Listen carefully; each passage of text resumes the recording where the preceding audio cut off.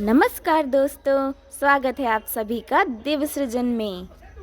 गुरुर् ब्रह्मा गुरुर् विष्णु गुरुर्देवो महेश्वरा गुरुर् साक्षात पार ब्रह्म तस्मै श्री गुरुवे नमः। अर्थ ये है कि गुरु ब्रह्मा है, गुरु विष्णु है, गुरु ही शंकर हैं, गुरु ही साक्षात पर ब्रह्म है। उन सद्गुरु को मेरा शत शत प्रणाम।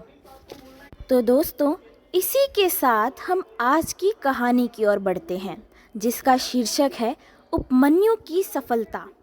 महर्षि धौम्य के आश्रम में एक बार उपमन्यु नाम का छात्र शिक्षा ग्रहण के लिए आया। उसे पढ़ाई लिखाई में ज़्यादा दिलचस्पी नहीं थी। उसकी बुद्धि थोड़ी मंद थी और शास्त्रीय विषयों की ओर उसका आकर्षण नहीं था। श्रम के छोटे मोटे कामों में वो लग जाता था।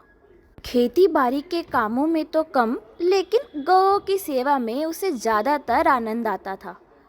बहुत दिनों तक आश्रम में रहने के बाद भी जब पढ़ने लिखने में उसने कोई विशेष प्रगति नहीं दिखाई, तो आचार्य धौम्य ने उसे गौओं के चराने का ही काम सौंप दिया।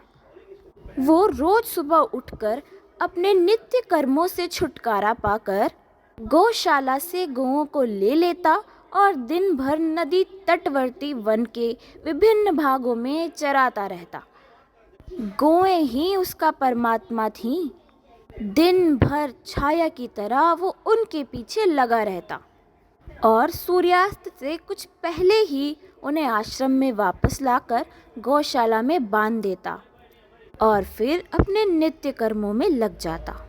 दिन भर की मेहनत के बाद वो आसपास के गांवों की ओर जाता और वहां से अपने एक समय के भोजन मात्र के लिए भिक्षाटन करता।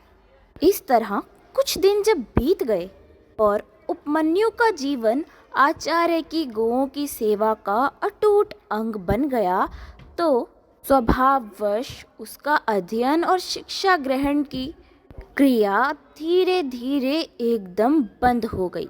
शिक्षा की ओर उसका ध्यान पहले ही विशेष तौर पर नहीं था और अब तो दिन भर के गोचारण की वजह से थक कर चूर चूर हो जाता और रात में ऐसी गाढ़ी नींद आती थी कि सवेरे उठकर स्वास्थ्य के लिए समय ही नहीं मिल पाता था और ना ही शिक्षा के लिए ही समय मिल पाता था।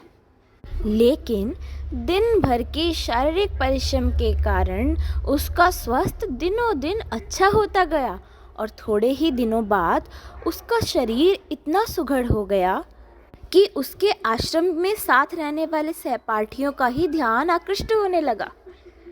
अब तो आचार्य धौम्य ने भी उससे एक दिन कह ही दिया, बेटा उपमन्यु, तुम दिन भर तो गौओं के पीछे लगे रहते हो। हमारे आश्रम में तो ठीक से किसी के भी खाने पीने की सुविधा नहीं है।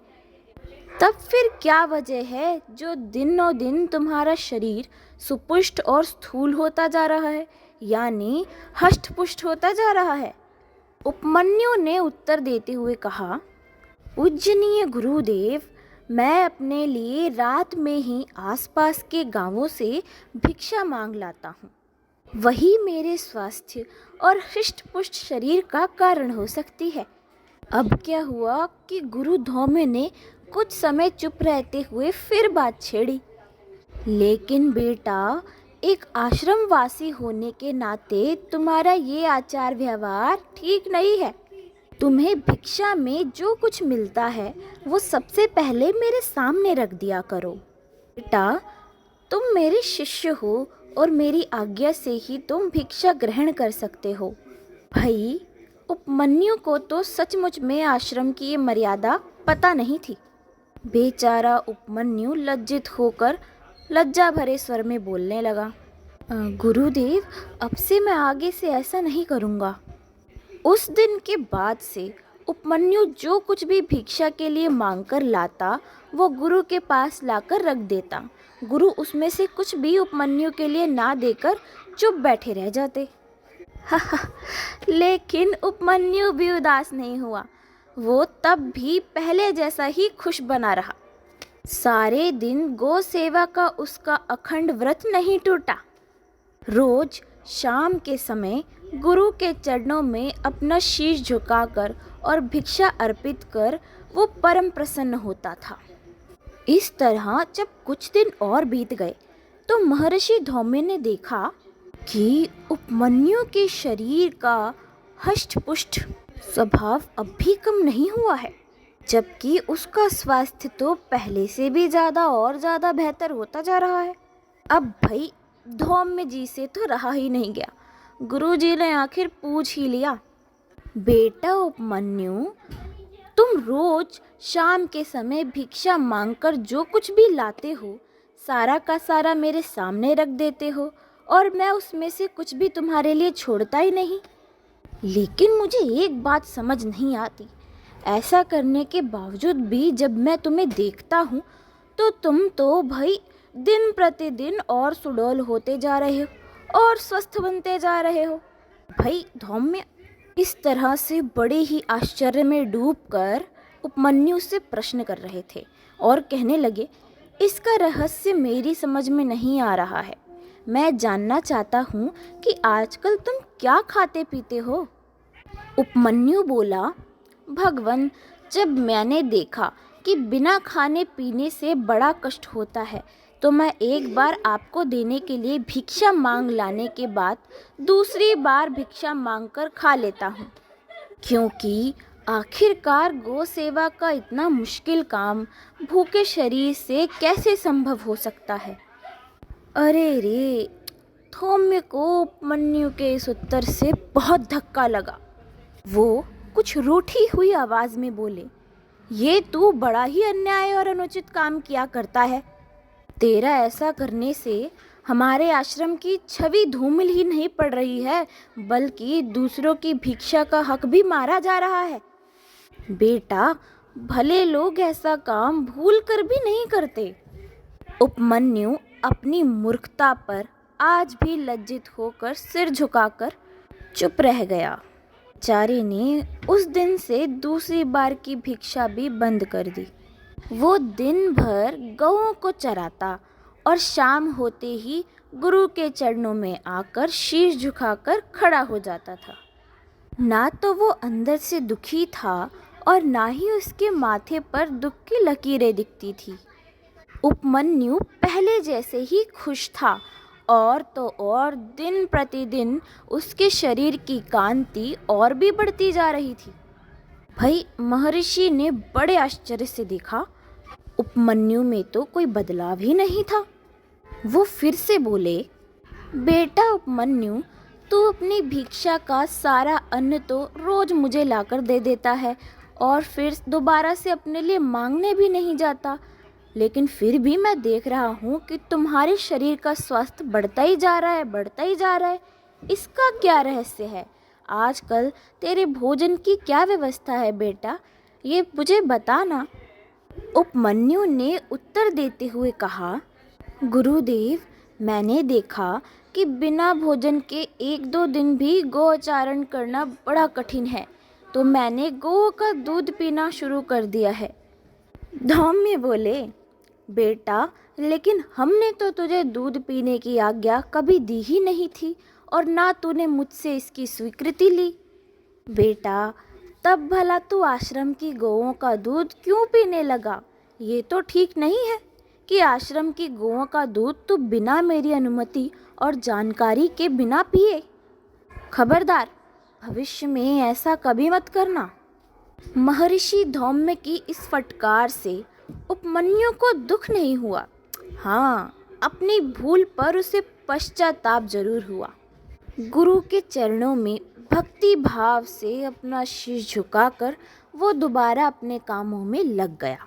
कई दिनों बाद महर्षि धौम्य की नज़र उपमन्यु पर फिर पड़ी। सोचिए, अब क्या हुआ होगा? मैं बताती हूँ। हालांकि वो पहले ही की तरह अब भी रोज गौओं की सेवा और भिक्षाटन के बाद आकर अपने गुरु के चरणों में शीश झुकाता था, फिर भी वो उससे कुछ नहीं बोलते थे। अब धौम्य ने क्या देखा कि गौओं के दूध पीने से मना कर देने के कई दिनों बाद भी उपमन्यु ना तो दुबला हुआ और ना उसकी खुशी और स्फूर्ति में ही कोई कमी हुई है। उसके मुख की मुस्कुराहट अब भी ज्यों की त्यों है और गुरु के चरणों में उसकी आस्था और भक्ति में भी कोई कमी नहीं दिखाई पड़ रही है। धौम्य ने फिर प्रश्न किया, बेटा उपमन्यु, अब तो तू अपने लिए दोबारा भिक्षा भी नहीं लाता। आश्रम की गौओं का दूध पीने से भी तुम्हें मना किया जा चुका है और मुझे विश्वास है कि तू मेरी आज्ञा का उल्लंघन नहीं करता होगा। लेकिन मैं देख रहा हूँ कि तुम्हारा मोटापा अब भी कम नहीं हो रहा, यानी तुम्हारा हिष्ट पुष्ट शरीर अब भी दुबला पतला नहीं हुआ है। बेटा, मैं जानना चाहता हूँ कि आजकल तू क्या खा पी रहा है। उपमन्यु उसी समय सुप्रसन्न स्वर में बोला, गुरुजी, बछड़ों के मुख से माँ का दूध पीते समय जो कुछ फेन गिरता रहता है, आजकल मैं वही खा पी लेता हूँ। अब धौम्य कुछ समय गंभीर रहे, फिर बोले, बेटा, अब से तो ऐसा कभी मत करना, क्योंकि इन बछड़ों के दिल में बड़ी दया रहती है। जब वो तुझे अपना जूठा फेन खाते देखते होंगे तो अपनी माँ का दूध पीना छोड़कर तेरे लिए ज़्यादा से ज़्यादा फेन डाल दिया करते होंगे। बेटा, इससे तो उन बेचारों का पेट भी नहीं भरता होगा और वो भूखे रह जाते होंगे। भला बताओ, तुम्हें उनको इस प्रकार का कष्ट देने का क्या अधिकार है? मेरी आज्ञा है कि अब आगे आने वाले समय में तुम बछड़ों का जूठा फेन मत खाना। उपमन्यु बोला, गुरुदेव, आपकी बात सच्ची है। अवश्य ही बछड़े बड़े दयावान हैं, क्योंकि मेरे लिए अधिक फेन गिराते रहे हैं। मैं आपकी आज्ञा स्वीकार करता हूँ और आज से वो फेन भी नहीं खाया करूँगा। मुझसे जो भूल गई है, कृपया करके आप उसके लिए मुझे माफ़ करें। धौम्य चुप रहे और उपमन्यु सिर झुकाकर गौओं के पीछे चला गया। अब उसके भोजन के सारे रास्ते गुरु द्वारा बंद किए जा चुके थे। ना तो अपने लिए भिक्षा मांग सकता था, ना गौओं का दूध पी सकता था और ना बछड़ों का जूठा फेन ही खा सकता था। अब उसने अपने जीवन के लिए कुछ नए निश्चय किए। भूख और प्यास को तब तक सहन किया जब तक शरीर खड़ा रह सके। इस नवीन निश्चय पर अडिग रहा। कई दिन रात बीत गए। भूख और प्यास की वजह से जब वो बेदम होने लगा तो सामने के पेड़ों से पत्ते तोड़कर चबाने लगा। लेकिन पत्तों से मानव के शरीर की रक्षा कैसे हो सकती है? लेकिन उपमन्यु की भी दाद देनी पड़ेगी। उसका मुख पहले जैसा ही था, उस पे दुख की एक रेखा तक भी नहीं थी। और तो और वो खुद को अंदर से भी शांत रखता था। 10-15 दिनों के अंदर उसका शरीर सूख कर कांटा हो गया, लेकिन उसके गौ सेवा का व्रत वैसा का वैसा ही अखंड रहा। अब भी वो रोज गुरु के चरणों में भिक्षा द्वारा अर्जित किया हुआ अन्न देने जाता था। और तो और गुरु के प्रति उसका भक्ति भाव अभी भी खिन्न नहीं हुआ, उजड़ा नहीं और ना ही कम हुआ। लेकिन गुरु थे कि उनको तो उपमन्यु का कोई भी अंदाज़ा ही नहीं, उस पर कोई भी ख्याल नहीं रखते थे। जब वो भिक्षा द्वारा प्राप्त अन्न अपने गुरु को देने जाता तो उसकी ओर से मुख मोड़ लेते थे। उसको देखते हुए भी चुप रहते और कुछ पूछते भी नहीं। राम राम राम, कैसा गुरु है ये। मगर इन सब के बावजूद भी उपमन्यु की बुद्धि कभी कलुषित नहीं हुई। ना ही उसका गुरु के प्रति श्रद्धा भाव कम हुआ और ना ही उसने कभी गुरु का सम्मान करना छोड़ा। उसने अपनी प्रतिदिन की जिम्मेदारियों को भी अच्छी तरह निभाया। भाई, माननी पड़ेगी उपमन्यु की भी।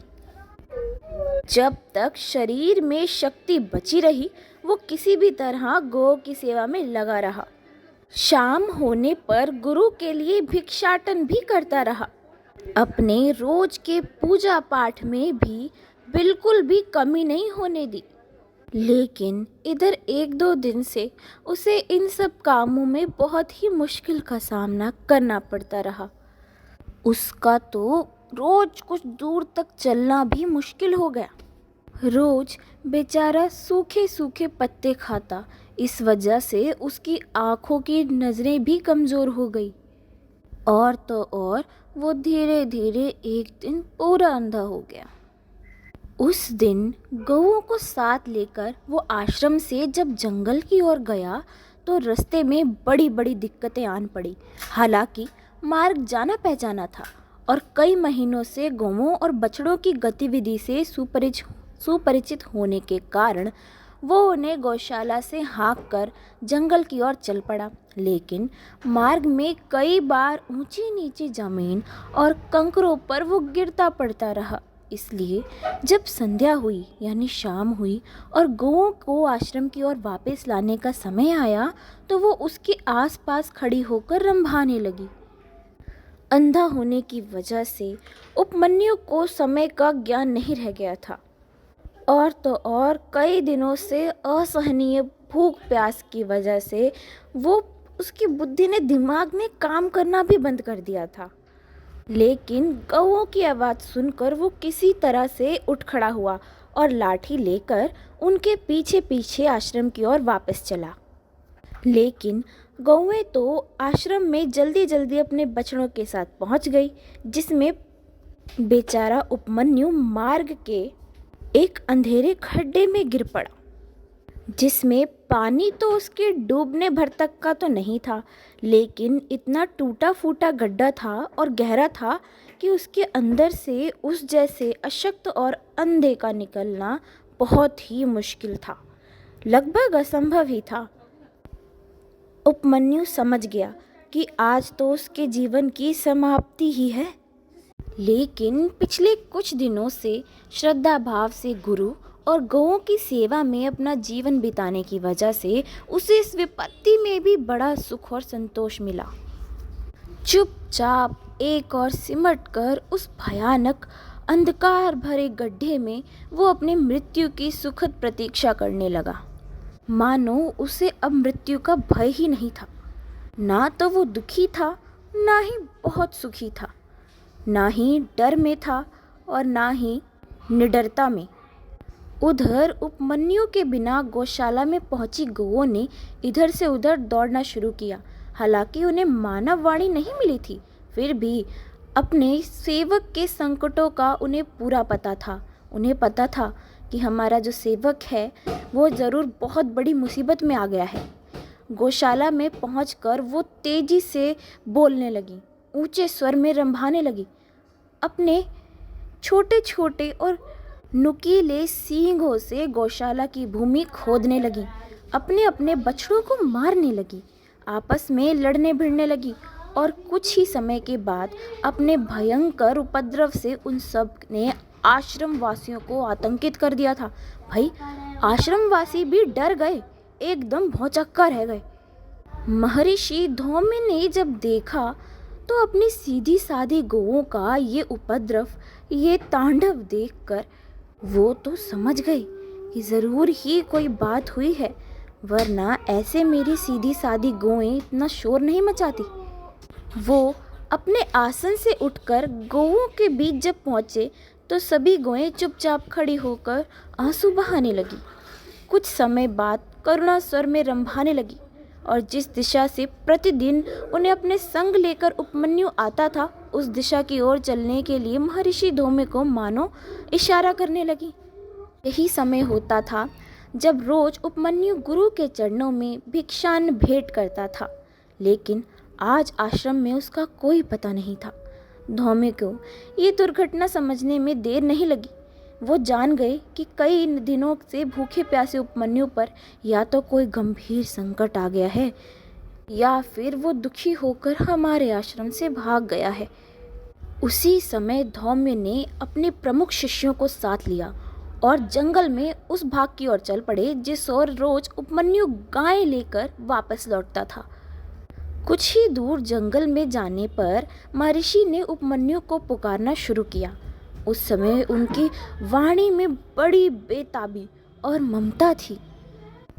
बेटा उपमन्यु, तुम कहाँ हो जो मेरी बात भी नहीं सुन रहे हो?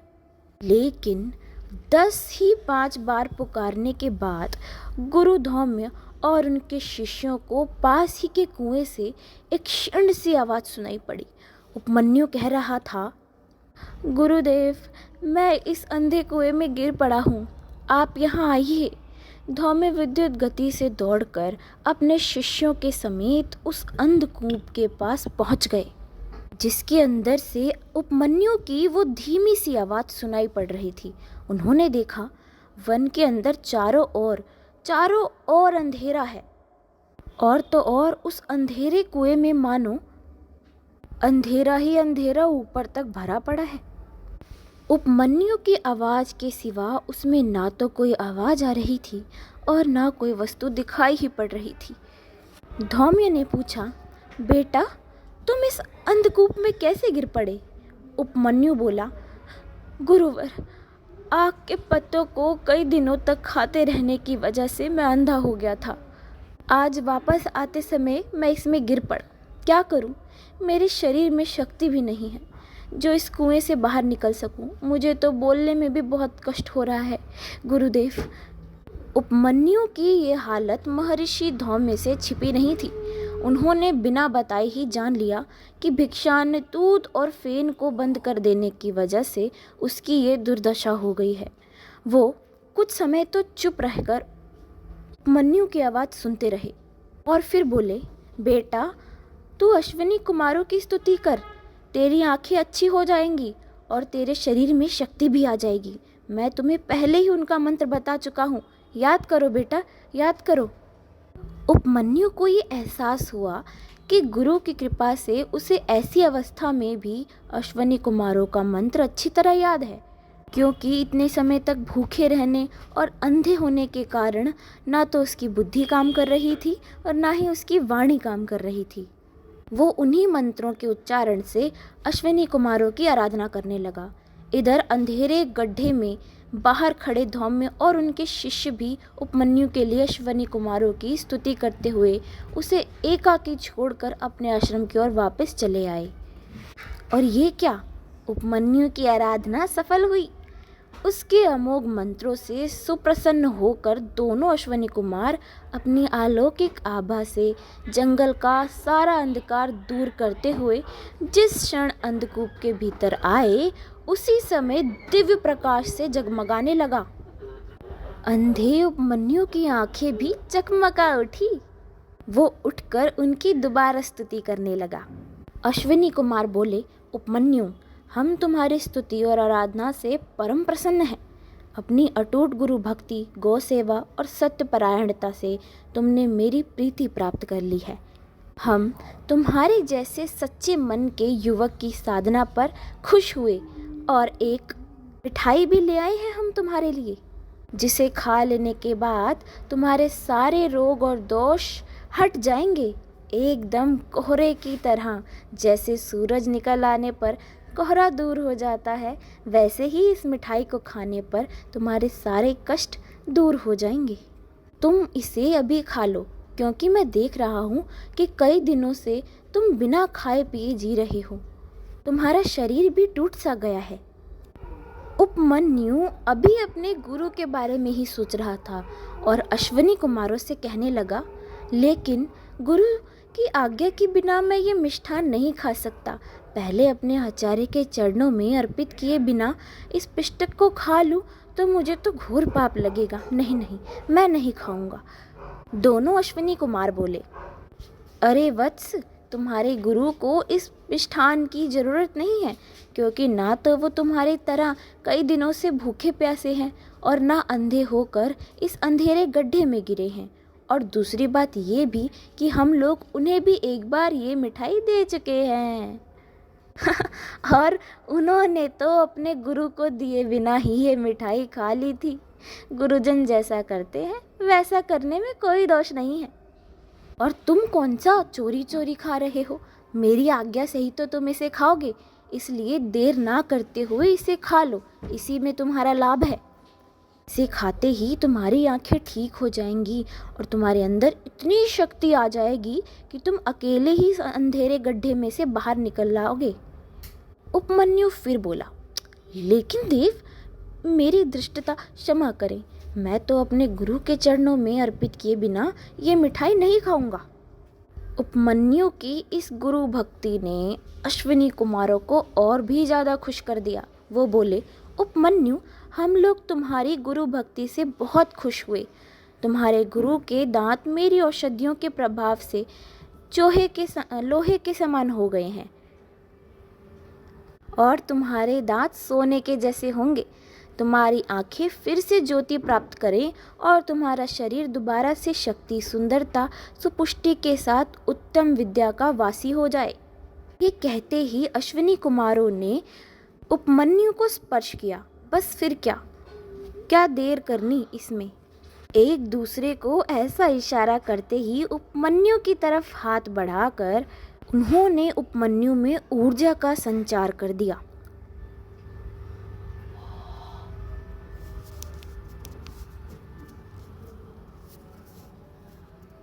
उसकी निराश आंखों में ज्योति भर गई। उसने देखा कि चारों ओर खुशबू फैल गई है और ठंडी ठंडी वायु बह रही है और देव वैद्यों द्वारा दी गई मिठाई उसने खा ली और देव वैद्यों की ओर अपना हार्दिक आभार भी प्रकट किया। फिर तो देखते ही देखते दोनों देव वैद्य अंतर्धान हो गए। महर्षि धौम्य अपने शिष्यों के साथ अपने आश्रम में उपमन्यु के आने का इंतजार कर रहे थे, इसलिए दूर से देखते ही उन्होंने दौड़कर उसे अपने गले लगा लिया और बड़ी देर तक आंसू बहाकर उसका सिर चूमते रहे। उधर उपमन्यु का भी यही हाल था। गुरु भक्ति की इतनी उत्कट भावनाओं से वो ऐसा अभिभूत हो गया, ऐसा भावनाओं में बह गया कि शीघ्र ही उनके हाथों से छूटकर दंड के समान उनके चरणों को पकड़कर लिपट गया और बड़ी देर तक अपने आंसुओं से उनके पैर धोने लगा। महर्षि धौम्य के पूरे आश्रम में उपमन्यु का ये सौभाग्य मानो फैल गया था, क्योंकि उधर गौओं और उनके बछड़ों में भी उपमन्यु के आगमन की बहुत खुशी भर उठी थी। वो भी बहुत निगूढ़ वत्सलता को अपनी ऊंची आवाज़ों द्वारा निकाल रहे थे, यानी ऊंचा ऊंचा रंभा रहे थे। आखिरकार उपमन्यु को उठाकर धौम्य ने बहुत ही अपने आसानी से अपने गले लगाया और कहने लगे, बेटा, तेरी साधना की घड़ियां बीत गई, तेरी विपदाएं दूर हो गई, तू अपनी परीक्षा में सफल रहा, तू धन्य है। आज मैं तुझ पर बहुत खुश हूँ। अश्विनी कुमारों ने जो वरदान तुझे दिया है वो अक्षरश सत्य होगा। मेरी दी गई विद्या तुझ में अनेक गुणित होकर फलवती बनेगी। तेरा हर तरह से भला होगा।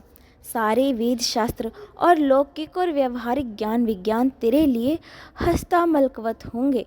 ये अश्विनी कुमारों का दिया हुआ पिष्ठक तू खा ले और कल अपने दीक्षांत संस्कार की तैयारी कर। उपमन्यु को गुरु के इन शुभ आशीर्वादों की वर्षा में सिर्फ इतना ही अनुभव होता रहा कि वो जो कुछ भी सुन और देख रहा है वो ज़रूर कोई सपना तो नहीं है, क्योंकि ऐसी स्वर्गीय सिद्धियों को एक साथ ही हस्तगत करने की कल्पना उसने अपने जीवन में कभी नहीं की थी।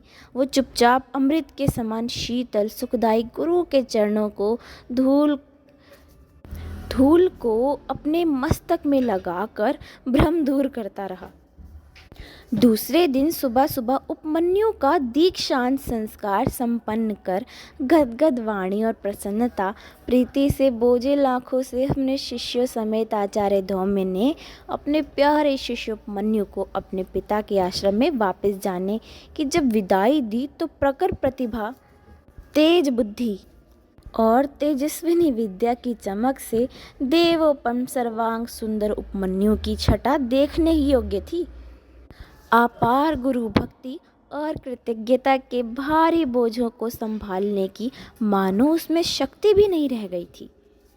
भाई, मैंने तो इस कथा से यही सीखा कि एक उत्कृष्ट गुरु अपने किसी भी शिष्य को एक दूसरे से कम नहीं समझता। वो सभी शिष्यों के साथ समान बर्ताव करता है और अपने शिष्य के अंदर छिपी प्रतिभा को तराश कर बाहर भी निकाल देता है और उजागर कर देता है। फिर चाहे उसके लिए कोई सी भी नीति क्यों ना अपनानी हो। उनके स्वभाव की कठोरता में भी शिष्य की भलाई छिपी होती है। अपने शिष्य को तराशने के लिए एक सच्चा गुरु कुछ भी करता है, लेकिन उसका साथ नहीं छोड़ता। लेकिन एक शिष्य में भी जब तक अपने गुरु के लिए आदर और श्रद्धा का भाव ना हो, तब तक वो भी ज्ञान अर्जित नहीं कर सकता। अपने गुरु द्वारा इतना कठोर व्यवहार करे जाने पर भी उपमन्यु ने उफ तक ना की, और अपने गुरु के प्रति अटूट विश्वास और भक्ति के कारण और साथ ही धैर्य और विनय भरे स्वभाव के कारण उसने सिद्धियों की भी एक ही पल में प्राप्ति कर ली। दोस्तों, आपको इस कहानी से क्या प्रेरणा मिली, आप मुझे ज़रूर बताइएगा।